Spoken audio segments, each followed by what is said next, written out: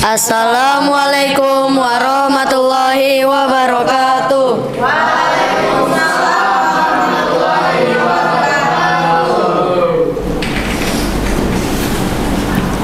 Kami dari kelompok 6 ingin mempresentasikan laporan hasil mini research dengan judul Dampak AI dalam Kehidupan Sehari-hari.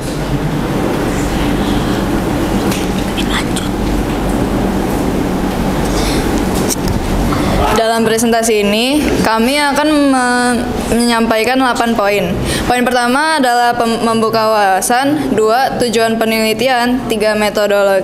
Metodologi, yang keempat demografi usia responden, yang kelima demografi jenis kelamin responden, yang keenam demografi status responden, yang ketujuh demografi instansi atau sekolah responden, yang terakhir yang kedelapan kesimpulan. Sebelum kami melanjutkan, saya ingin memberikan penghantar singkat apa itu kecerdasan buatan atau AI. Kecerdasan buatan atau AI adalah teknologi yang memungkinkan mesin untuk berpikir, belajar, dan bertindak layaknya manusia. Bukan hanya mengikut perintah, tapi juga menganalisis data, mengenali pola, memahami bahasa, bahkan membuat keputusan. Contoh AI selain chatbot ada sistem navigasi pintar di mobil, deteksi penipuan di bank, hingga diagnosis penyakit di rumah sakit. Semua itu adalah bagian dari AI. Teknologi ini juga bisa menghasilkan gambar, musik, artikel, hingga video realistis atau deepfake, serta menggerakkan robot otonom di pabrik atau rumah tangga. Tujuan penelitian mini ini bertujuan untuk memahami persepsi masyarakat terhadap kehadiran dan dampak AI dalam kehidupan sehari-hari. Yang kedua, mengidentifikasi tingkat penggunaan AI dan kekhawatiran yang muncul. Yang ketiga, memberikan gambaran awal tentang kesiapan masyarakat dalam menghadapi transformasi digital yang didorong oleh AI. Metodologi yang kami gunakan untuk mini research ini, jenis penelitiannya itu kualitatif dan kuantitatif atau campuran. Jumlah respondennya itu ada 200 orang. Metode pengumpulan datanya menggunakan kuesioner online menggunakan platform Jotform.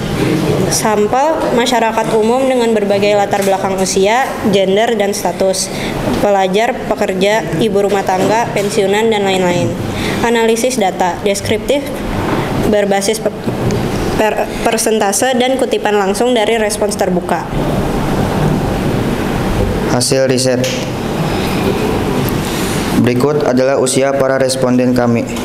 Jumlah terbanyak adalah 11 sampai 15 tahun dengan 58 orang, 40 tahun ke atas dengan 54 orang, 31 sampai 40 tahun dengan 54 orang, 21 sampai 30 tahun dengan 22 orang, 16 sampai 20 tahun dengan 10 orang, dan 11 tahun ke bawah dengan 2 orang.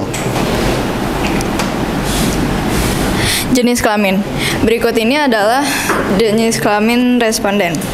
Dari 200 responden, 113 responden berjenis kelamin perempuan dengan persentase 56,5%. Sisanya 87 orang berjenis kelamin laki-laki dengan persentase 43,5%. Status. Berikut adalah status responden.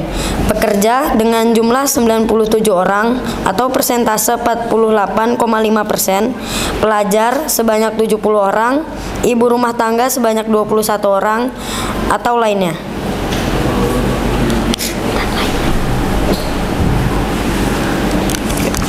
Instansi. Berikut adalah instansi responden. Yang pertama adalah swasta dengan jumlah 12 orang, BPK dengan jumlah 12 orang, domestik 12 orang, Kemenkes 10 orang, dan lainnya yang sebanyak 44 orang. Berikut adalah asal sekolah para responden. Jawaban tertinggi ada pada Altas dengan jumlah 35 orang atau 47,9%. Berikut SMAN 2 dengan jumlah 3 orang dengan persentase 4,1%. Selanjutnya SMPN 4 dengan jumlah yang sama 3 orang dan 4,1%. Ada Al-Azhar dengan jumlah 3 orang dan 4,1%. GIS 2 dengan jumlah 2 orang dengan persentase 2,7, dan lainnya itu jumlahnya 27 dengan persentase 37%. Apa dampak AI dalam kehidupan? Mayoritas responden menjawab bahwa AI bagus dalam kehidupan mereka, dan ada 8,5% para responden yang mengatakan bahwa AI buruk dalam kehidupan mereka, dan 2,5 responden mengatakan seimbang, dan 14,5% lainnya mengatakan lainnya.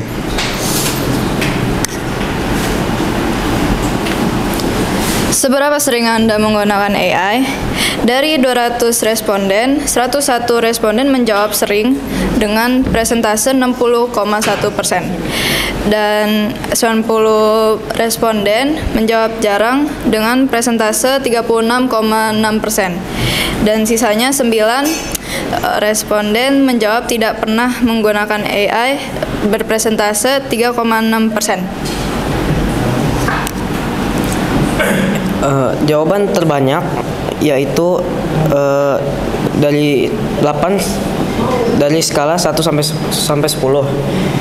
Yang jawaban 8 ada 96 orang dengan persentase 48%. Yang jawabannya 10 dari 10 dengan jumlah 51 orang dan persentasenya sebanyak 25,5%. 6/10 dengan jumlah 43 orang dengan persentase 21,5%. 4/10 dengan jumlah 7 orang, persentasenya 3,5%.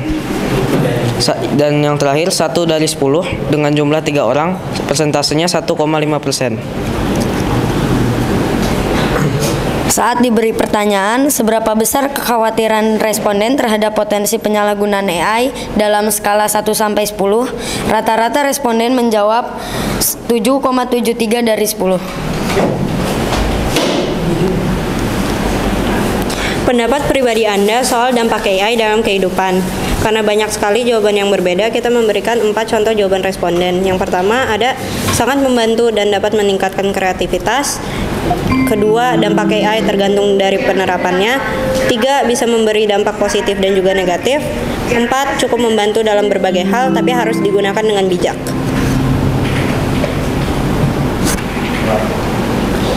Kesimpulan dari angket kita, hasil angket menunjukkan bahwa AI diterima secara positif oleh mayoritas responden, terutama karena kemampuannya dalam meningkatkan efisiensi dan produktivitas dalam pekerjaan serta pembelajaran.